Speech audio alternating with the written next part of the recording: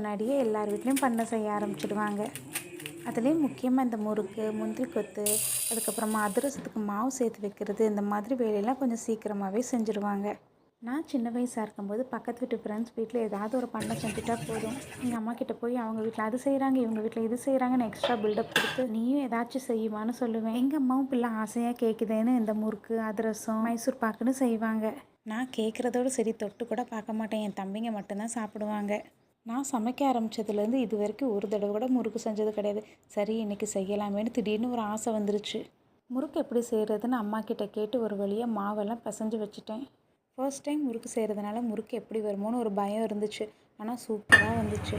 முறுக்கை பார்க்க ரொம்ப ஆசையாக இருந்துச்சு. நம்ம தான் இவ்வளோ ஆன செஞ்சோமா அப்படின்னு. நானும் கொஞ்சம் முறுக்கு எடுத்துகிட்டு என் பையன்கிட்ட போய் அட்வான்ஸ் ஹாப்பி தீபாவளி குருன்னு சொல்லி கொடுத்தா அவன் தேங்க்யூன்னு சொல்லிவிட்டு கொஞ்சோண்டு எடுத்து வாயில் வைக்கிறான்.